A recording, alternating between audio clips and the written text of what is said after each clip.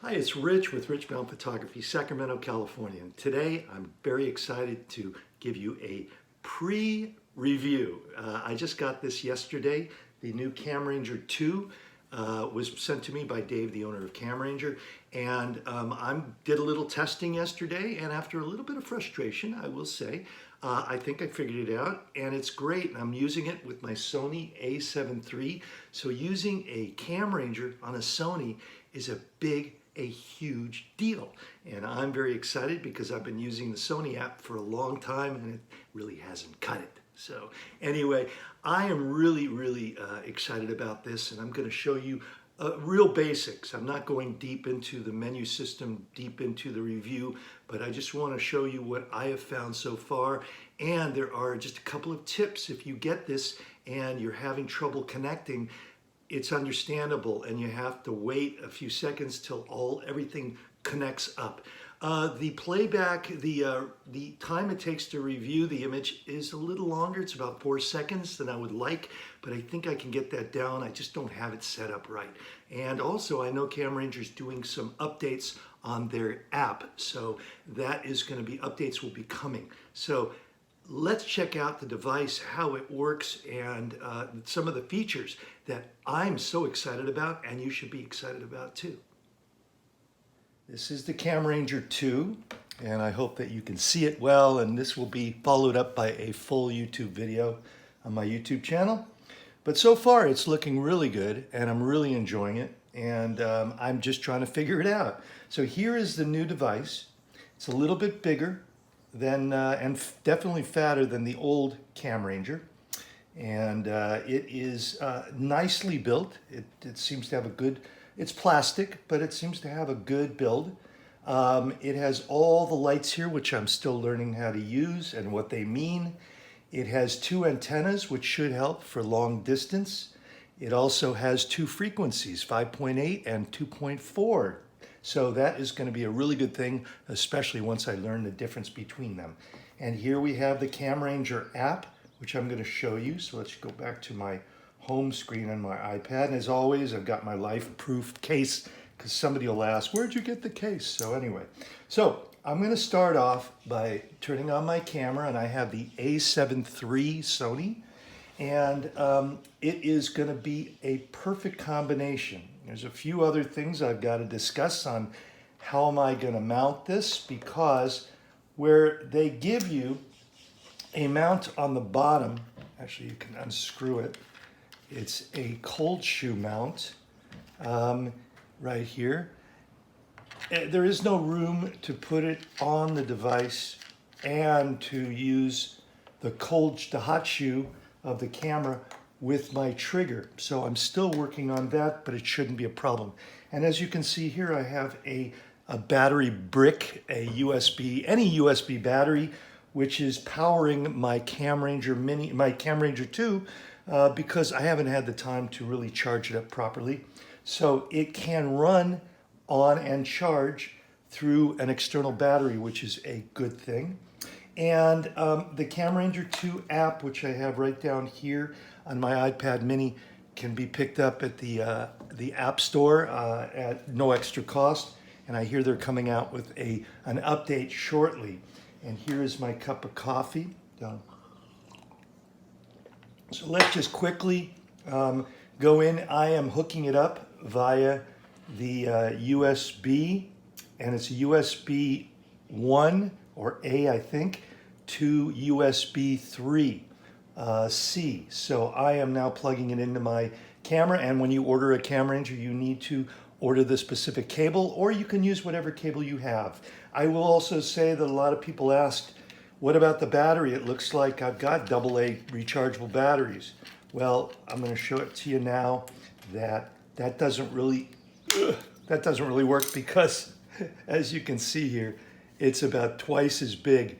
So it's a proprietary, it looks like a AA battery, but it's proprietary, so you're going to need to use the CamRanger batteries.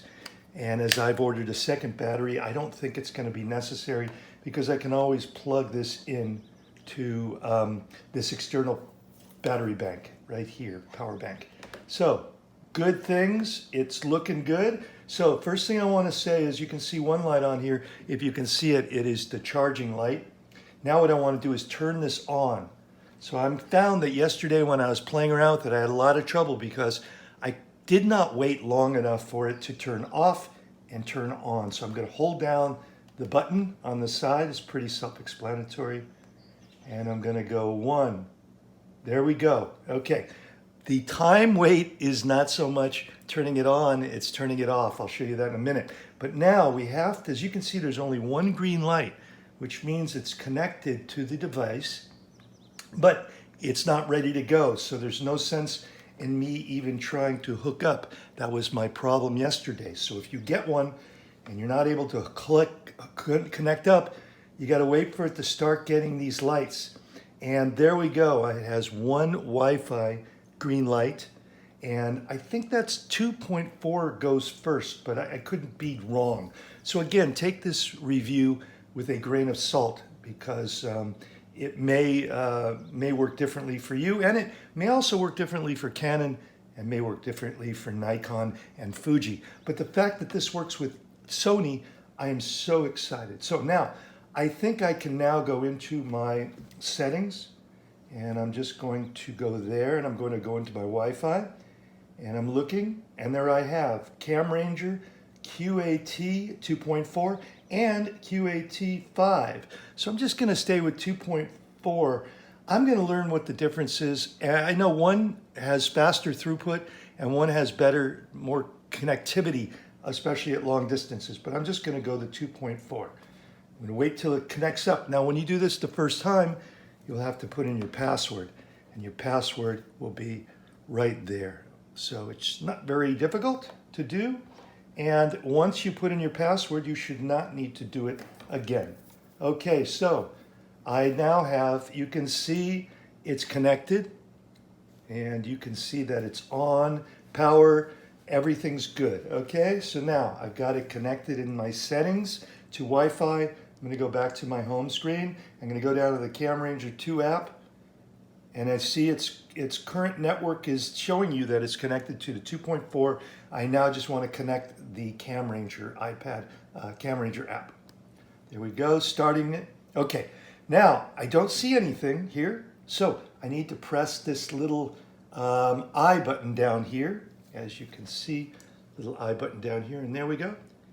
And there we have live view, as you can see, live view. And it is really nice. I'm really happy. And all you have to do is set it up. So I'm on manual, as I always shoot manual for my real estate photography. And one great thing you can't do with Sony is you can't change the focus with the iPad. I have to go into the camera. So I'm just going to go here. Now, I have it set, you can see here, to flexible spot large. And I think that's important. You need to set it to some kind of a flexible spot or a spot metering. So not an overall metering. So I'm going to go here now, and I want to focus on this group of fruit. Bam.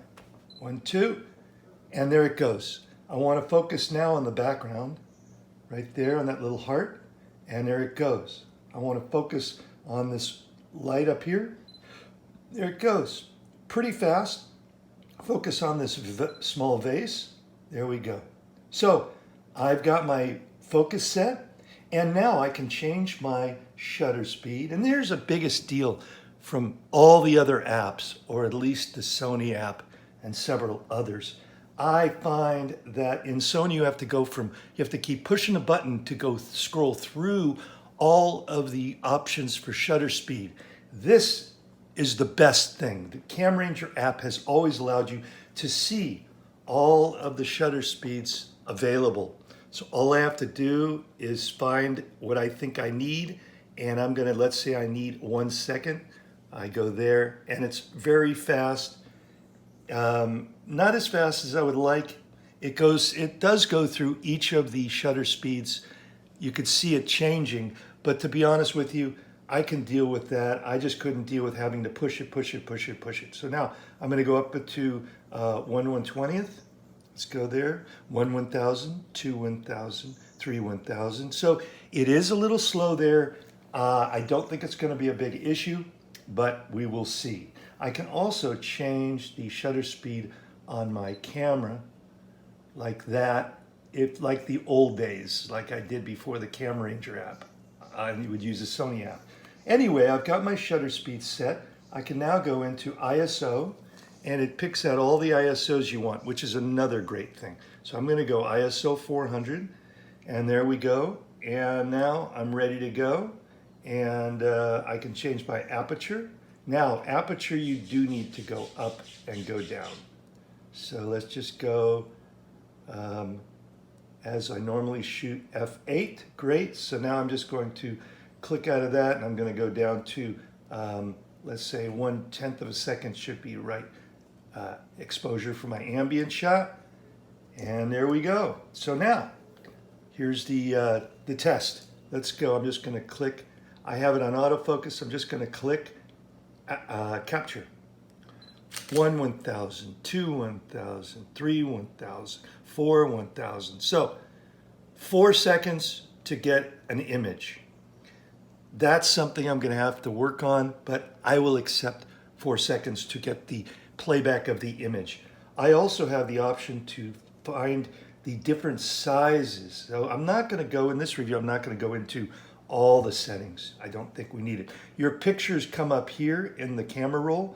There is also a SD card in here, so you can also have a backup if your camera doesn't have dual card slots. So I'm just going to now try and go to, let's just go over what they have. They have overlays. I have my overlays set to my screen. They have controls and workflow right here. And I'm going to now just look, and I'm having trouble learning this whole thing. So, you know, give me a break, but I will keep at it. So I'm going to go back up into the settings, and I'm going to exit there. Oops, let's go connect again. And I'm not loading the session, so there we have it. Now let's go here. I'm setting the focus to there. Bam. 1 1000, 2 1000, 3 1000, 4 1000. So 4 seconds to play back. So it's a little slower than my old CamRanger, but I think I can get it a lot faster by changing settings. I right now have it set on to show me, have RAW photos and JPEG medium photos. So I might be able to find out how to go into RAW and smaller, but for now we won't worry about it. There's all these other things. You can expand the screen right there, go back, you can share it. You can also use the CamRanger Share app.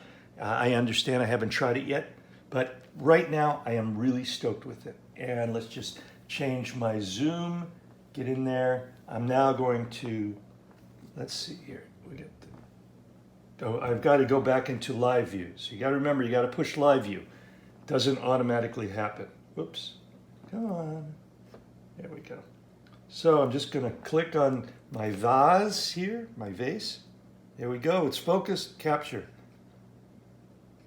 1 1000, 2 1000, 3 1000, 4 1000. So it's consistently 4 seconds, but again, I think I can get that down. They're also coming up with updates, so I'm gonna get back to you on this one. But really shows you, so when you do the picture, you can also zoom in on your image, which is super nice. Let's see here, this is sharp right there. That's what I had it focused on. And I'm going to double click it. You can also double click it here, I think. There we go. Double click zoom. Awesome. And we need to now go back into, we can go into the last picture I took. There we go. Here's another one. Here's the picture before and now the picture I've got. So I'm now going to go on showing me the eye and live view. Let's focus on, let's go to another shot. Let's just go down to here, and I'm going to focus on this mixer out here. There we go. 1, 2, and I'm also going to lower the shutter speed. Raise the shutter speed so I get a better exposure out the window. Not that I'm using this for anything. So if I go to 1/30th, it doesn't take too long, and I'm going to go shoot it. Okay. There we go. And you can also get pre-focus by going right here, the yellow button. The yellow button pre-focuses. And there you get a focus confirmation. There you go. Good. Okay. So another couple of things is I don't know where I'm going to mount this thing because I can't have on this in the hot shoe because I've got my trigger in the hot shoe. And I tried hot gluing a cold shoe mount to my L bracket, but that's not really working.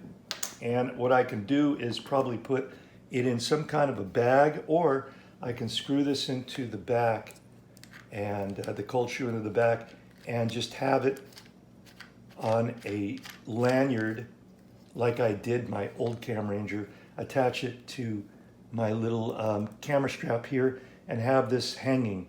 I'll figure that out. That's not a problem. But I just want to say too, when you turn it off, I'm going to press off, nothing happens. I'm going to now hold it. 1, 2, 3, 4, 5, 6. It's about 10 seconds to do. There it goes. Now it's off. It's showing you it's charging, but it's off. So now if I want to go back here, I just click on 1000 to 1000. And then again, be sure you wait for it to light up, because now if I go into my device, my iPad, it won't show me the option for the CamRanger until one of these Wi-Fi buttons light up. And so it takes about 10 to 12 seconds. There we go. We got our first one here. So I'm just going to refresh my Wi-Fi. And again, I think this will all get better and faster. And where is it here? Is it here? Nope, it's not here yet. Let's go again. There it is. Let's try the CamRanger 5. I think it's 5.8 or 5.6. Anyway, it's asking me for my password. It shouldn't need that because I've done this already. I'm going to go back to, I see now 2.4. So you just got to wait till your device sees your signal from the CamRanger. And this should be a lot better than all the other apps. I'm really excited. So I just turn that off. I go back in the CamRanger. I go and I see it's connected to the 2.4 frequency. And then I connect. And I go here. I don't want to load the old session. I want a new session. And then I click the eyeball. And there we go. So thanks for watching this video. Trust me, I think you're really going to enjoy the CamRanger 2. I wanted to add in also, I paid for this device. I did not get it for free. I did get it a little early, thank you, Dave. But this is an honest review of how I feel. If it wasn't, I wouldn't have done this review. So I'm going to do another review coming up, so this may go away. But this one right now will suffice, and it should just give you a basic knowledge that I think it's a thumbs up. And the fact that it works with Sony cameras is a game changer to me, because CamRanger has always been superior in not only the device and the connectivity, but in the app. The app is where it's at. The app is where it's at. Just it gives you features that the other apps don't give you, and that's really important to me. So this is a real big deal, more enjoyment in my life. Again, it's about a 4 seconds to get the review image into the camera, the JPEG. Remember, you got to set it up RAW and JPEG, but I'm going to work on that, and I think it's something that I'm not doing right. A lot of this could be something I'm not doing right. So you should know, if you're having problems with it, keep trying it. I had to wait like 10 seconds to get everything hooked up, and I wasn't able to connect up at the beginning, but that was my fault. So I want to say that this is a great device, and I'm so stoked. And as soon as I do a day in the field with it, a full shoot, I'll let you know how I feel and see if it's really the answer. So again, Rich with Richbound Photography saying, shoot smarter, shoot better. Use that Adorama link in the show notes if you buy your CamRanger 2. I really appreciate it. It helps motivate me to make these free tutorials. And there's so many exciting things coming up. The PFRE conference in Las Vegas is November 20th and 21st. We've got a bunch of podcasts coming up, and it's just a great time to be a real estate or an architectural photographer, especially now with the new CamRanger 2. See you later.